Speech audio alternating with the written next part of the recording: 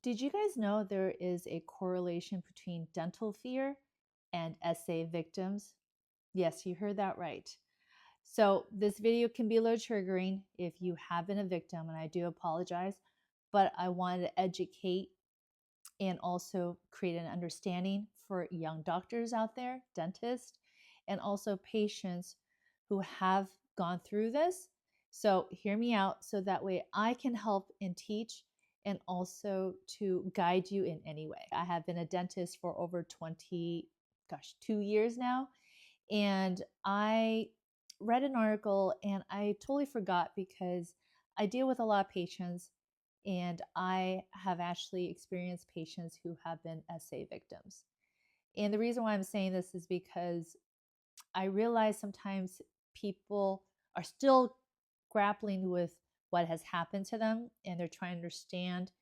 And I imagine dentistry is not on their item of list to do because there is a very re-stimulating the whole ordeal of going to the dentist, open your mouth, laying there, can't talk, can't say anything, there is pain.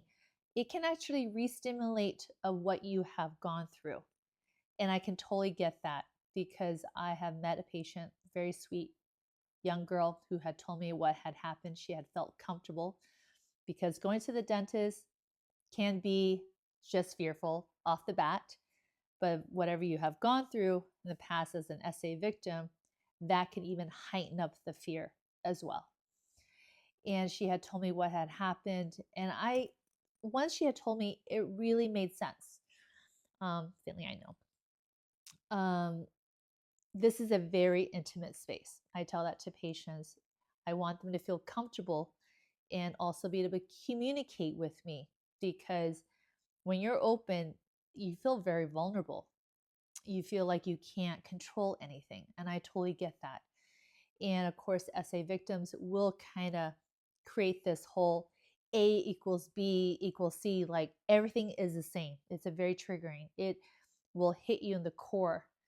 And I want to educate a lot of these young doctors out there. If you haven't experienced an SA victim, it's really important that you listen to what has happened to them if they feel comfortable to tell you any details, but for you to walk through them what you're doing. It could just be like, hey, I'm just going to do a cancer check. I'm just going to check your neck on the outside first and then check on the inside. Next, I'm going to measure your gums with my instrument.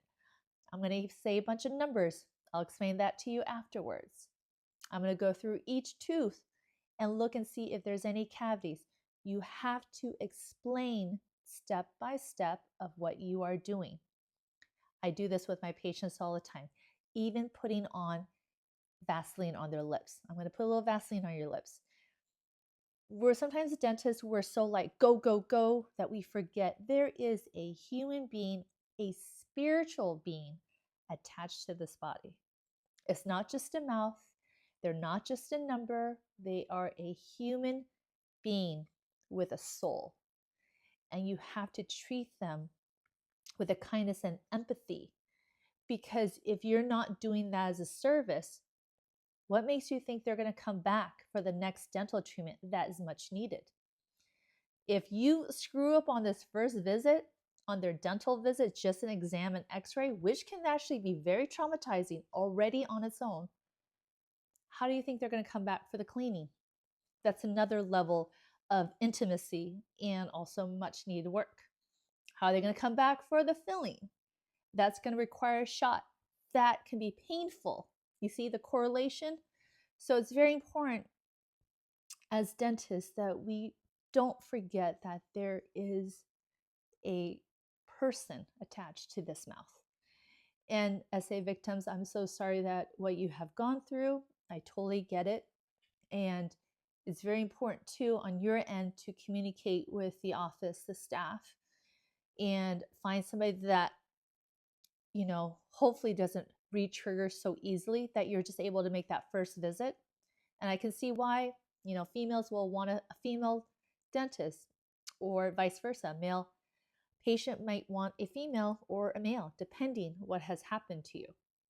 But I do recommend go and find a dental office. Ask your friends and family who they go to. Go and visit the office firsthand and ask, may I have a tour of your office? This will kind of give you an idea of the vibe if this is the office for you, and the doctor and the staff as well. But I just want to let you know the correlation between dental fear and SA victims. I totally hear you. I just want to use this platform to share what I've experienced and hopefully to get you to know that there is somebody out there that understands, and there's also great dentists out there who are willing to help you through it, because the worst thing you want to be dealing with is not be able to go to the dentist, get your cleanings, get checked up, take care of your health, because this is the engine to the car. If you want to be able to keep your teeth, I would say till you die, you got to take care of your beautiful teeth, because this is the source of so many other ailments that can happen down the road. But I do also encourage, if you feel like you need just somebody to talk to, I do a complimentary Zoom call, completely complimentary. My job is to help. I'm using this platform to educate, also to motivate, but also to have fun as well, and hopefully to help somebody. If I'm able to always reach out to somebody and help somebody, I feel like I'm doing something great each day. So go ahead and click on if you like a complimentary Zoom call, how I can help you in any way. Also, too, like I said, I'm here 5 days a week. I'm always willing to help out anybody.